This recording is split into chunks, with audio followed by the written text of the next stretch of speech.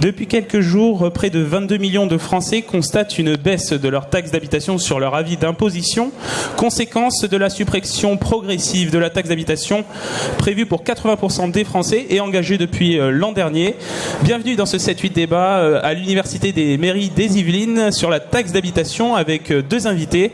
Le sénateur La République En Marche des Yvelines, Martin Lévrier, bonjour. Bonjour, merci de votre accueil.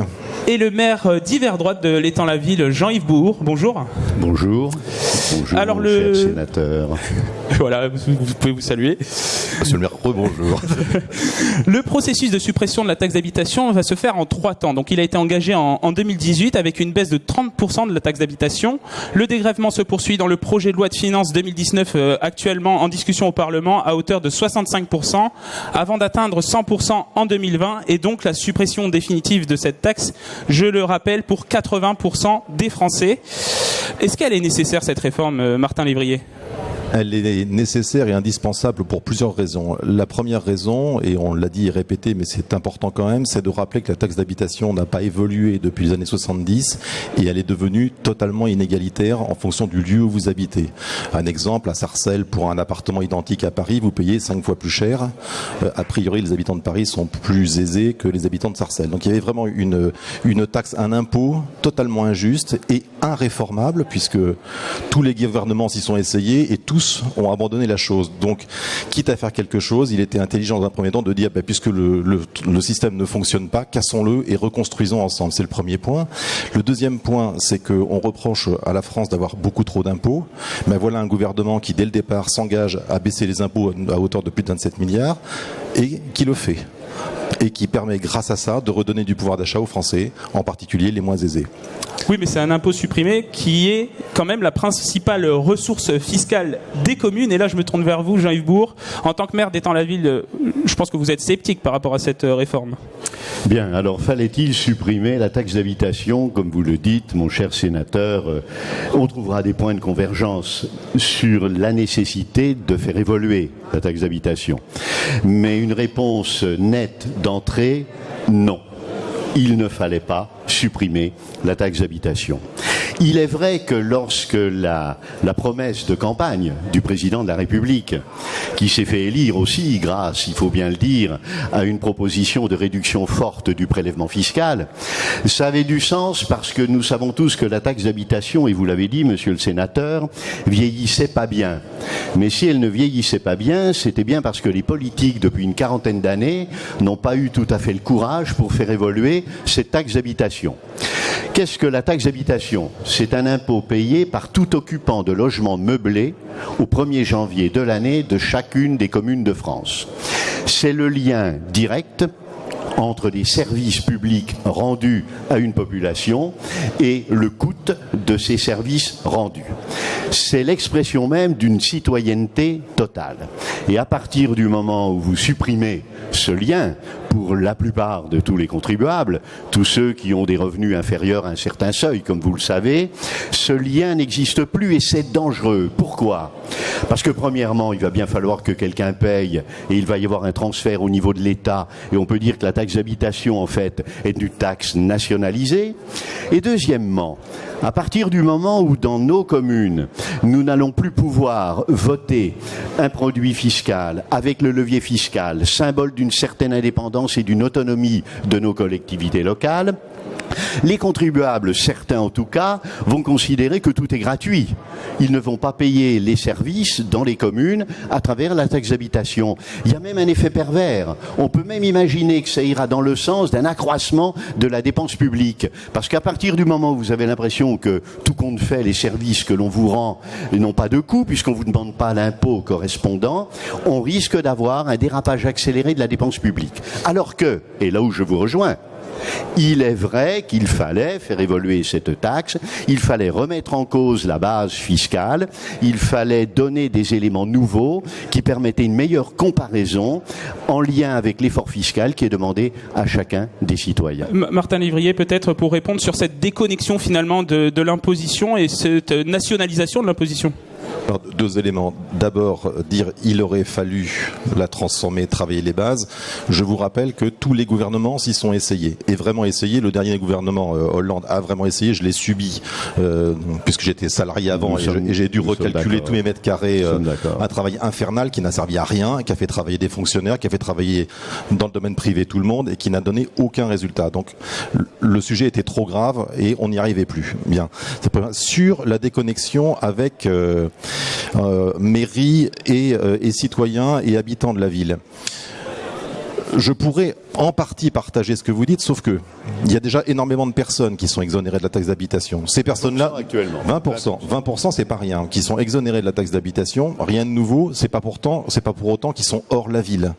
Même chose si on reprend l'impôt sur le revenu. Énormément de Français ne sont pas imposables, ne sont pas imposés. Pour autant, ils sont tout autant français que les autres et se sentent autant impliqués. C'est un problème de civisme, j'allais dire. Mais si le civisme ne passe que par l'argent que je verse, je deviens un consommateur. Et moi, je suis pas sûr que cette approche soit la meilleure. Elle existe, c'est un sujet, c'est important que les citoyens de la ville sachent combien ça coûte, mais là c'est plus de la pédagogie de budget et d'analyse budgétaire et de suivi de budget qu'on doit apprendre à nos concitoyens, plus qu'obligatoirement payer un impôt qui a un effet répressif. Alors, juste pour prendre un exemple, dans votre commune, par exemple, le budget 2018, c'est 6,5 millions d'euros, dont 2,3 millions d'euros produits de la taxe d'habitation, c'était dans votre budget primitif, et on a fait le calcul, c'est 35% de vos recettes totales. Et quelles conséquences finalement il y a suite à cette suppression ? Mes chers monsieur, dans ma commune de l'Étang-la-Ville, 25% des citoyens, des contribuables, des redevables de la taxe d'habitation sont touchés par la réforme. 25%. Ce qui veut dire que 75% continueront, de par leur revenu imposable, continueront à payer la taxe d'habitation. 75%. Vous avez dans d'autres communes, monsieur, d'autres communes de France et en région Île-de-France, où 80% des citoyens sont impactés par la réforme. Voilà encore là une source d'inéquité, d'inégalité entre les communes. C'est tout à fait évident. Nous, le levier fiscal va rester assez dynamique. Dans d'autres communes, il va de toute façon disparaître. Et monsieur le sénateur a évoqué quelque chose d'intéressant, puisque vous avez parlé de l'impôt sur le revenu pour dire que c'est pas parce que la moitié des Français ne le payent pas que de toute façon, ceux qui ne payent pas perdraient leur citoyenneté. Nous sommes tout à fait d'accord. C'est une évidence. Mais c'est un bon exemple.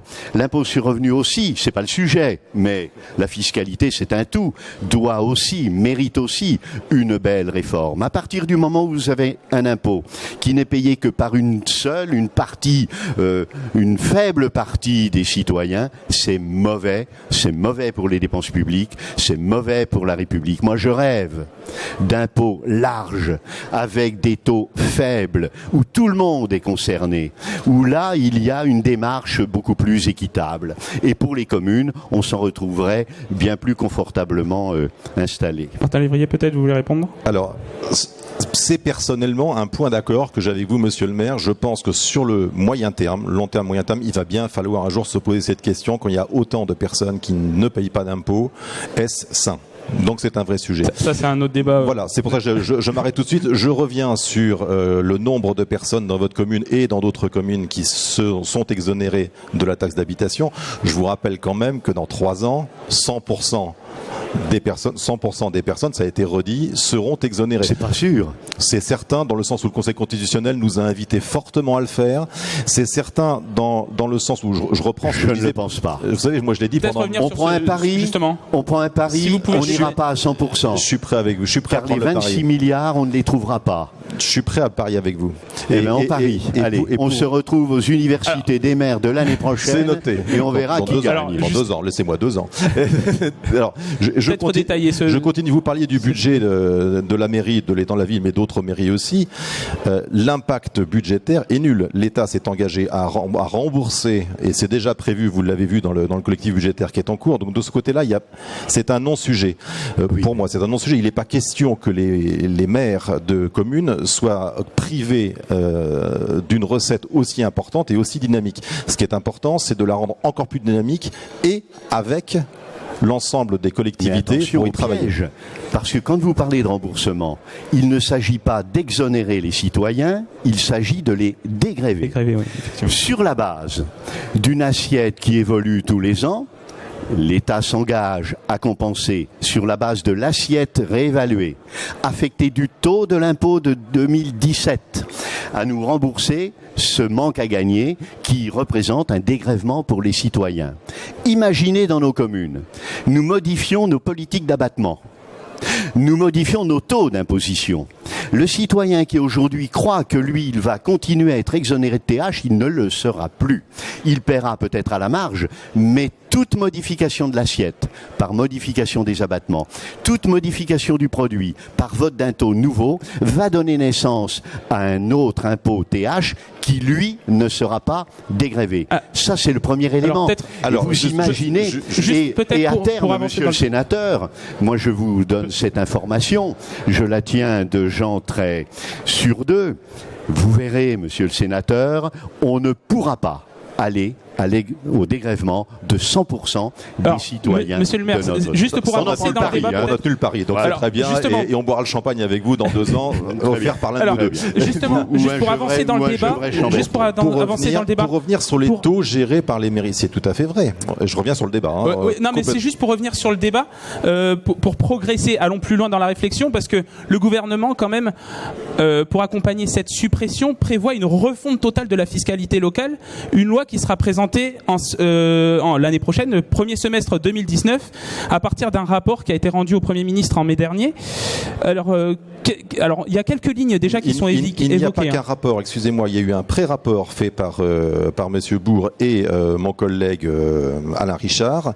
Monsieur Bure, pardon, excusez-moi. J'aurais bien voulu, j'ai pas été associé. Oui, vous voyez, Bure et Alain Richard, oui. Et Alain Richard qui ont proposé un pré-rapport qui a été transmis à l'Association des maires de France et à d'autres pour travailler. L'objectif depuis le début, c'est de dire cet impôt est supprimé, cet impôt doit revenir et supprimé pour les citoyens. Il n'est pas supprimé pour les mairies ni pour les collectivités, donc il faut trouver effectivement une nouvelle approche et une nouvelle dynamique. Cette nouvelle dynamique, elle ne peut pas être faite par l'État et seulement par l'État, puisque les plus intelligents dans l'histoire, c'est ceux qui la vivent. Alors, juste, et c'est ce qu'on dit depuis des mois. Il nous reste juste 3 minutes. Juste 3 minutes, pistes. monsieur le sénateur. Excusez-moi, ne parlez pas de réforme fiscale. Ce n'est pas une réforme. C'est pas une réforme fiscale, c'est un aménagement. Oui. Allez, moi j'oserais dire c'est un bricolage.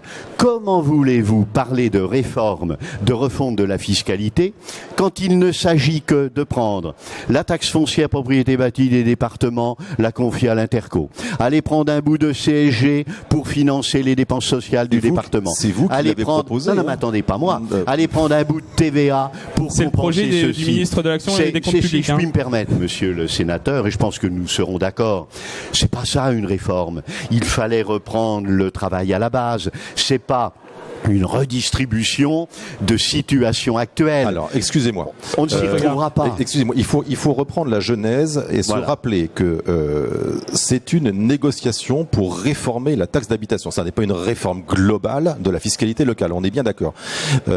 Parce que ça demandera plus de temps et ça doit être fait ensemble. Or, le problème que nous avons aujourd'hui, et vous le savez bien, c'est que l'État veut négocier, veut faire participer les collectivités qui freinent des cas de fer. Alors qu'elle pourrait prendre la main, complètement prendre le sujet en main et trouver des solutions dynamiques. Au demeurant, les solutions proposées par ce rapport ont été plutôt approuvées par Monsieur Léniel. Donc on en est là. Moi, j'aimerais vraiment que les maires prennent la main et disent on a des idées plus intelligentes. Alors, et je finis quand on parle. Comment vous imaginez vous la fiscalité de demain? Mais moi, je regarde les conclusions du rapport Richard Bure. Je regarde les conclusions du comité des finances locales présidé par Monsieur Léniel, qui fait un très très bon boulot. Mais qu'est-ce qu'ils disent? Ils disent à la fin, et c'est la même conclusion, c'est assez extraordinaire. Il nous faut réformer les valeurs locatives des locaux d'habitation. Ils annoncent une chose qui est dite, qui est commentée depuis 40 ans.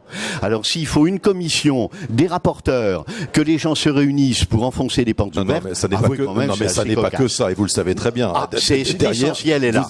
Vous le savez. Non, vous avez le transfert de la taxe foncière. On a du boulot, monsieur le sénateur. Il y a beaucoup de travail. On a du travail. Et il y a une part de TVA, c'est quand même très intéressant, qui va être mise au panier. Et la TVA, vous le savez, ça un impôt dynamique, donc qui va changer le regard des villes sur cet impôt. Monsieur le sénateur, vous êtes en marche, moi je suis en mouvement. Peut-être qu'un jour on se retrouvera. Alors on arrive au terme de ce débat, peut-être un élément de conclusion chacun en moins de 30 secondes, allez. Eh bien écoutez, il ne fallait pas supprimer la taxe d'habitation, mais il fallait un courage politique pour la faire évoluer, la réformer. Et là où je vous rejoins, c'est que depuis une quarantaine d'années, personne n'a eu le courage de véritablement prendre le chantier à bras le corps. Monsieur le sénateur, votre conclusion ? Je vous remercie de ces quelques mots et en particulier du courage, parce que le courage, je crois que nous montrons que nous en avons, puisque effectivement nous faisons des réformes et pour les faire, on avance vite, fort et intelligemment, mais toujours et en la volonté de travailler avec vous et directement avec vous. Et c'est aujourd'hui là où le bas blesse et il faudrait qu'on retrouve cette envie de travailler ensemble. Vive les Yvelines, monsieur le sénateur. Absolument. Oh voilà, c'est un très bon élément de conclusion. Merci à tous les deux d'être venus sur notre plateau débattre des questions fiscales. Monsieur, merci à vous. Restez avec nous. L'édition spéciale sur TV78 se poursuit à l'Université des Mairies des Yvelines.